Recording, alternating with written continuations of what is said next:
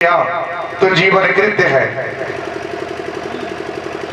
जब आप उसमें से एक शब्द को, एक लाइन को भी आपने अपने हृदय में बसा लिया तो समझिए कि आपका वो क्या है, जीवन अंधकार से प्रकाश की ओर हो जाएगा।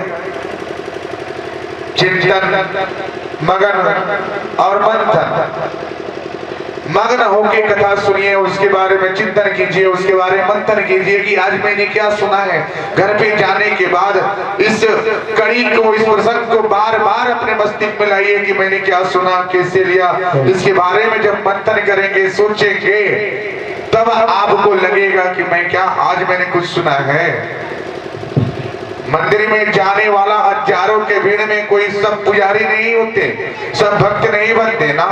कोई देखने जाता है, कोई सुनने जाता है, कोई प्रतिमा देखता है, कुछ भीड़ देखते हैं, कुछ लोग देखते हैं, कुछ जगह देखते हैं, कुछ वहां के पेड़ पौधे देखते हैं कि कितना हरा भरा दिखाई देता है। कोई बोलता है अमरूद है, कोई आम है, कोई ये क्या है, तमाम प्रकार की उसकी गिनती करता है। होता है ना मेरी माँ, सब लोग जाते हैं लेकिन सब उसमें भक्त नहीं होते ना। उसमें से दो ही चार ऐसे होते हैं जो उसमें भक्त जन होते हैं, जो सदा भाव से ध्यान करते हैं। आप लोग आए हैं, कथा सुन रहे हैं, उसमें से चिंतन कीजिए, मगन कीजिए, आज मैंने क्या सुना, क्या ग्रहण किया, इसी आपकी प्रायश्चित होगी। श्रवण करना, श्रवण कीजिए, चिंतन कीजिए, मगन कीजिए, यही होता है श्रीमद् भागवत कथा। भगवान शंकर जी ने कथा तो प्रारंभ कर दी है, लेकिन कथा करने से पहले इसका नियम बनाए क्या कि अगर जब तक ये कथा चलेगा तब तक क्या आपको जगह नहीं छोड़ना। कितने लोग जगह छोड़ेंगे, हाथ उठाइए। अमर कथा है, ध्यान से सुनिएगा। कितने लोग जगह छोड़ेंगे? अमर कथा में कभी भी बाकी दिन इधर उधर चल सकता है, लेकिन अमर की कथा में कभी भी जगह को बनाए रखना चाहिए, क्योंकि एक कथा बहुत ही दुर्लभ है। एक कथा छोड़ने से आपको पाप लग जाता है।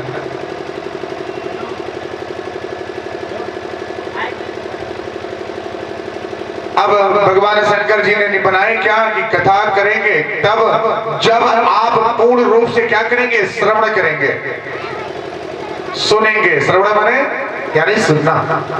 जब सुनेंगे उसके बारे में चिंतन करेंगे, मगन होंगे, चिंतन करेंगे। पार्वती जी ने उस समय तो बोल दिया, हाँ ठीक है, श्रवण करेंगे, सुनेंगे। श्रवण का अर्थ क्या है? सुनना।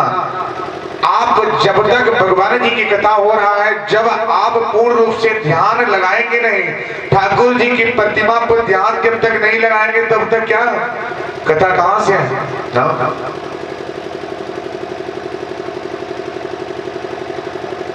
अब कथा प्रारंभ हो गया, भगवान जी शुरू कर दिए कि कथा सुनिए, ओंकारिए, पारिए, श्रवण कीजिए, तब सुनाएंगे। पार्वती जी ने बोल दिया, ठीक है सुनाइए, हम सुनेंगे। बट वृक्ष जगह लिया गया, वहां पे पूर्ण रूप से तैयारी की गई, एक चींटी तक वहां पे नजर नहीं आया। हमारी कथा कोई छोटी कथा नहीं है, बहुत बड़ी कथा है। कथा प्रारंभ हुई, प्रथम दिवस की कथा हुई, द्वितीय दिवस की कथा हुई, तृतीय दिवस हो गई, कथा चलता गया। भगवान शंकर जी क्या ध्यान नहीं दिए कि पार्वती मैया तो क्या है, सो रही हैं, जैसे कि यहाँ पे कुछ माताएं सो रही हैं। यहाँ पे भक्ति की कमी हो रही है, प्रभु की आने में देरी हो रही है। ताली दीजिए। प्रभु की आने में देरी हो रही है, यहाँ पे भक्ति की कमी हो रही है।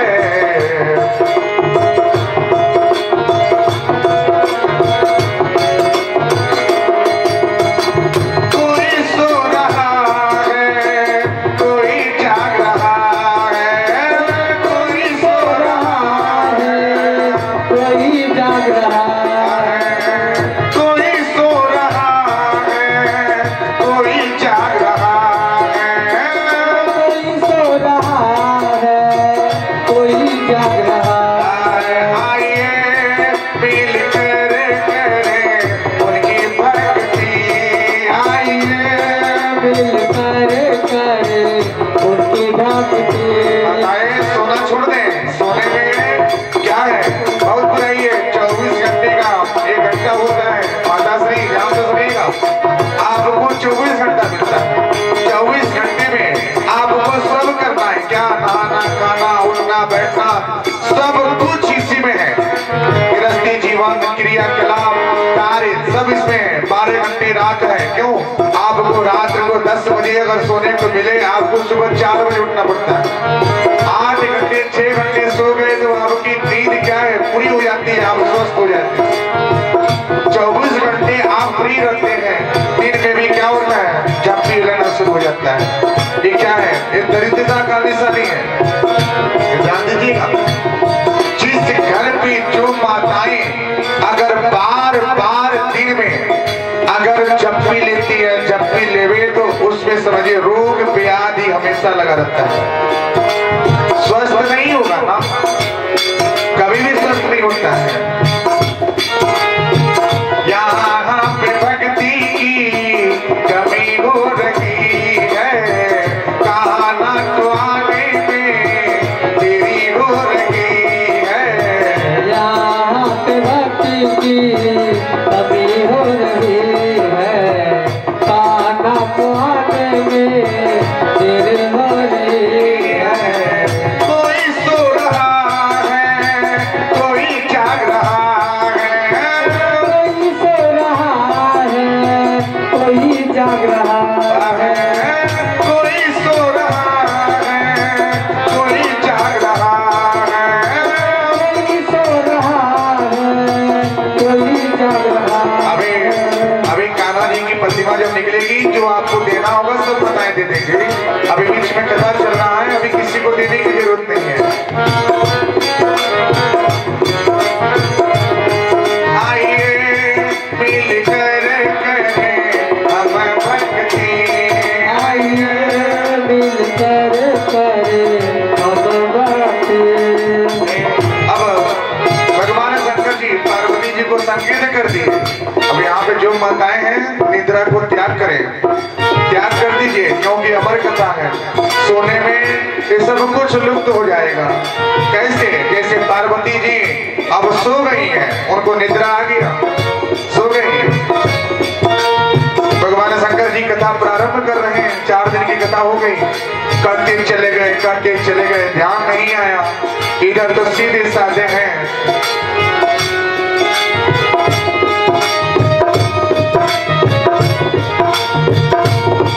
भगवान जी इतने सीधे साधे, वो तो करते चले गए, वो क्या देखे ना दाएं ना बाएं, वो अपनी कथा शुरू किए, चलते जा रहे हैं। उन्होंने बोला क्या, अरे पार्वती जी सो रही है, कैसे क्या हो गया, कौन सी कथा सुनाए? कथा कौन सो रहा है? सोने के बाद एक रहस्य शुरू हो रहा है। क्या? अरे मेरे मन बात ये सुन लो, अरे मेरे मन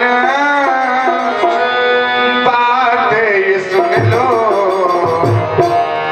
अमर कथा अब कौन सुन रहा है, अमर कथा अब कौन सुन रहा है। अरे अब मन मेरी बात सुन लो, अब मेरे मन मेरी बात सुन लो, मेरी कथा अब कौन सुन रहा है, मेरी कथा अब कौन सुन रहा है। भगवान शंकर जी ने अब बोले क्या, बोलते गए कथा किसको सुनाए, हुकारी कौन पा रहा है? बहुत ही अच्छा प्रश्न आ गया इसमें, ध्यान से सुनिएगा मेरी मैया।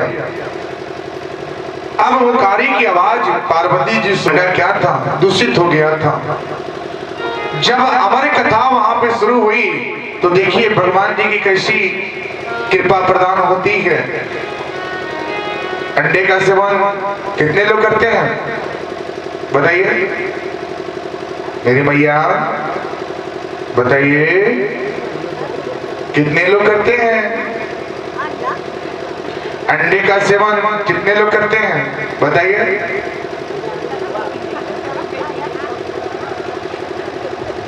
देखिए ये अंडे का सेवन, ये अमर कथा में श्रीमद् भागवत कथा का स्मरण, चाहे कुछ भी हो कैसा भी हो उसमें जीव है। जब दूषित एक अंडा था उसमें जीव उत्पन्न हो सकता है, तो जब आप अंडे का सेवन करते हैं तो सोचिए कि एक जीव का सेवन आपने कर लिया तो आपने कितना पाप कर लिया। 1 से 5 होते हैं, 1 से 5 पति और पत्नी 2 ही रिश्ते बनते हैं, लेकिन उनके पुत्र और पुत्री होती हैं। 2 पुत्रियां 2 पुत्र, 3 पुत्र 2 पुत्रियां, 5 उसमें सृजन हो गया। तो पहला जो क्या है, अंडा से उत्पत्ति सब कुछ है, अंडे में जीव है, और आपने सबसे बड़ा हत्या, सबसे बड़ा दोष एक अंडे से होता है। अगर जो तामसी जो अंडे का सेवन करता है उसको परित्याग करते हैं। उससे अच्छे अच्छे पकवान हैं, उससे अच्छे अच्छे भोजन हैं, ग्रहण कीजिए। ये तामसी चीज ये क्या है, हम लोग के लिए नहीं है, आपके लिए, हम इंसान के लिए नहीं है, ये राक्षसों के लिए है। इसका सेवन, मांस का सेवन कौन करता है, राक्षस गण करते थे, इंसान के लिए नहीं, देवता नहीं करते हैं। कभी देखे हैं किसी देवता को कि आप मांस का सेवन करते हुए? आप इतना सब कुछ देखते हैं, किसी देवी देवताओं को नहीं चढ़ता है।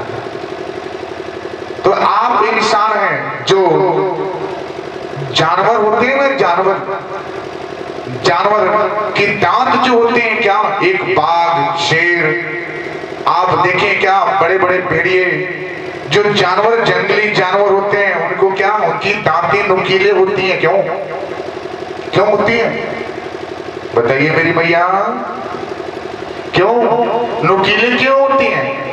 क्योंकि उनको मांस को चीर करके खाना होता है, फाड़ करके खाना होता है, उसे चीर देते हैं, फाड़ते हैं, नुकीले दांतों से उसे पकड़ते हैं, होता है ना। क्या आपके भी दांत लंबे लंबे हैं? बताइए मेरी माँ, क्या आप लोग भी दांत बड़े बड़े हैं, नुकीले हैं क्या, शेर की भांति? इंसान जो है, इंसान के लिए जो बनाया गया है फल आपके लिए है, आपके लिए अच्छे फल है, दूध है, दही है, घी है, चावल है, दाल है, रोटी है, सब्जी है, ये क्या है, अच्छे अच्छे पकवान सब है। हम लोग के लिए पकवान है, मांस नहीं है मेरी माँ। मांस का सेवन जानवर करते हैं ऐसे चीर चीर के। सोचिएगा आप भी क्या करेंगे, एक दिन ऐसा समय आएगा जब आपका जीवन बदलेगा, तो आप भी एक क्या बनेंगे, एक खरगोश बनेंगे, एक पक्षी बनेंगे, और आपके ये मांस का जो जानवर होंगे चिड़ चिड़ के फाड़ फाड़ के सेवन करेंगे, तो दर्द होगा ना मेरी माँ। तो सोचिए, तो मांस का सेवन करना कितना हानिकारक है। तो मांस का सेवन करना परित्याग कर दें, उसको दूर कर दें। हमारी और आपकी दांत जो है नुकीले नहीं है, हमको मांस फाड़ करके चिड़ करके नहीं खाना है, किसी का शिकार नहीं करना है, हमको चबा करके दाल चावल रोटी खाना है। क्या दाल चावल में मेहनत पड़ता है? बताइए मेरी माँ, सब्जी में खाने में मेहनत है, चावल खाने में मेहनत पड़ता है ना। उसको आप क्या है, आप चबा करके उसको आराम से प्यार से उसको सेवन करते हैं। जानवर लोग की तरह नहीं, जानवर शेर की तरह फाड़ देते हैं, रक्त पीते हैं, खून पीते हैं। तो सोचिए कि एक अंडा का सेवन करने में कितना दोष है। एक अंडे से ही सब कुछ होता है, जीव होते हैं, जीव से वो क्या है, उनका सृजन होता है, सृजन से 1 से 2 4 6 8। तो आपने एक अंडा का सेवन कर लिया तो सोचिए कितने जीव हत्या कर दिए मेरी मैया। कितने लोग करते हैं, हाथ उठाइए। कितने लोग करते हैं? अगर जो इसका सेवन करता है परित्याग कर दे, इसमें अमृत नहीं है ना। आप दाल चावल रोटी सब्जी घी दूध का सेवन करेंगे तो आपकी आयु लंबी होगी, शरीर स्वस्थ रहेंगे, रोग नहीं लगेगा। अगर आप मांस का सेवन कर लीजिए, देखिए आपकी ढकार कैसा आता है, खट्टा ढकार आएगा। चावल दाल सब्जी रोटी खाइए, देखिए कितना प्यारा ढकार आता है। मेरी माँ महसूस करते हैं ना? बताइए, शर्माइए। तो सबको इसका सेवन को जो करते हैं इसको परित्याग कर दें। इसमें कुछ नहीं है, पाप लगता है, दोष लगता है। जब आप अपने जीवन को पूरी तरह से जी लेते हैं, जीने के बाद जब अंत गति में जाते हैं तो आपको क्या होता है, यमराज के दरवाजे पे जाने के बाद आपको पूरे जीवन का एक पहलू दिखाई दी जाती है। क्या कि आपने अपने जीवन में कितना पुण्य किया, कितना पाप किए। पुण्य का पलड़ा तराजू के पलड़े में रखा जाता है। क्या कि पुण्य का पलड़ा भारी है कि पाप की पलड़ा भारी है। पता चला क्या कि पाप की पलड़ा क्या है, नीचे आ गया, पुण्य क्या है, ऊपर है। पाप क्या है, ज्यादा, उसमें वजन ज्यादा है, उसमें किलोग्राम ज्यादा है, वो नीचे जाकर बैठ गया। पुण्य तो हुआ नहीं, पुण्य तो ऊपर ही रह गया। जब आप वही जब आपके उतरते हैं, तमाम जीव जंतु के रूप में जन्म लेते हैं। जब पाप उतर जाता है तब पुण्य की बारी आती है। भगवान जी बोलते हैं क्या है, देखिए यही आपका पुण्य है, आपने अपने जीवन में जो किया है वो देखिए। जब देखते हैं तो आपके आंसू फिसल जाते हैं। मेरी मैया, एक जो शरीर है, शरीर को ही जलना है। इसमें दो भाग हैं। सूक्ष्म शरीर एक जल करके खत्म होता है। कल मैंने बोला जल करके 3.5 हाथ का शरीर है, जल जाता है, चिटकी भर राख तैयार हो जाता है। बोलिए, गंगा लाभ कराया जाता है, उस कलश में भर करके गंगा में डाला जाता है। इतने 3.5 हाथ का शरीर कलश में आ गया, सोचिए। और 3.5 हाथ का शरीर एक लंबे से मकान में नहीं रह पाता, 10 बाई 10 के कमरे में नहीं रह पाता। उसके लिए चाहिए क्या, 3 ताला मकान, 3 मंजिला मकान चाहिए। सोचिए, जो 10 बाई 10 के कमरे में 3.5 हाथ का शरीर नहीं आया, वो शरीर एक मटके में चिटकी भर राख बन करके समावेश हो गया और उसको गंगा लाभ कर दिया गया। तो ऐसा न करें, करें तो ऐसे कि आपकी जीवन कृत हो, आपके जीवन कल्याण हो, आपका पूरा जीवन कल्याण हो। तब जब आप अपने आप को भगवान के प्रति समर्पित करेंगे, तब जब भगवान के प्रति आप पूर्ण रूप से समर्पित करेंगे, कल्याण होगा। कथा जो है प्रारंभ होता है और होने के बाद अब हुंकारी उस अंडे से, अंडा का जो है छिलके जो है उसमें जो जीव उत्पन्न हो जाता है, टूट जाता है और उसमें जीव आ जाते हैं। और आने के बाद हुंकारी शुरू होता है। भगवान जी बोले, अरे पार्वती जी सो गई, हुंकारी कहां से आया? अभी बोले त्रिशूल महाराज से जाइए, जो हमारी कथा सुन रहा है उसका सर हमारे पास लेकर के आइए। अभी क्या हुआ? अभी जो तोता था सुख महाराज थे, वो क्या हुए? अब इसमें जीव आगे भागना शुरू कर दिए। भागे तो भागे कहां? अब इस सोच में चलते गए बोलते हैं क्या, ओ मेरे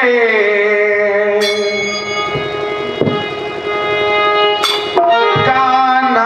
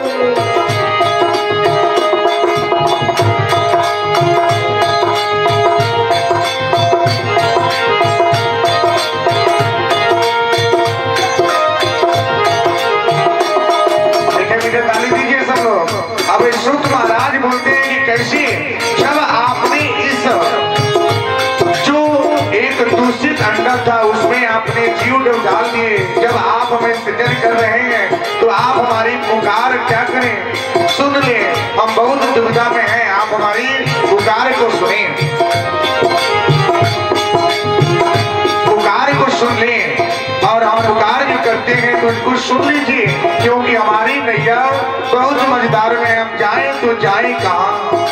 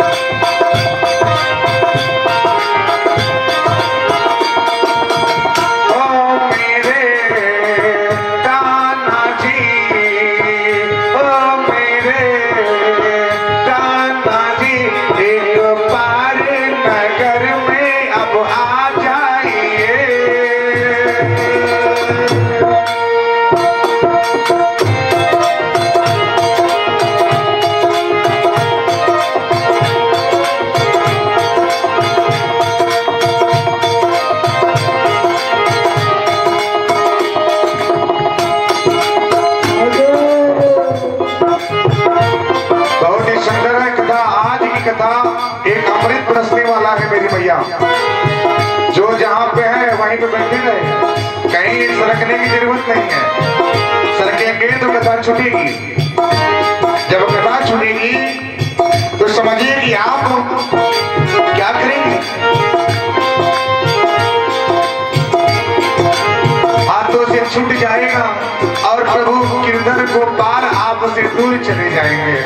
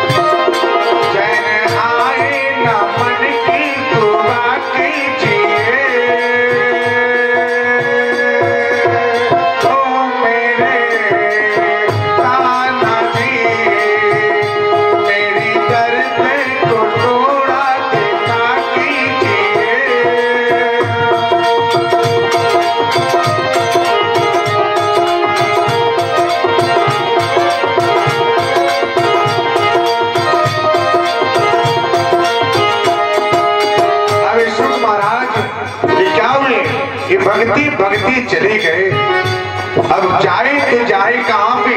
त्रिशूल भगवान शंकर जी ने त्रिशूल तो छोड़ डाला, जाइए, क्योंकि जो अमर कथा सुना है उसका सर हमारे पास लेके आइए।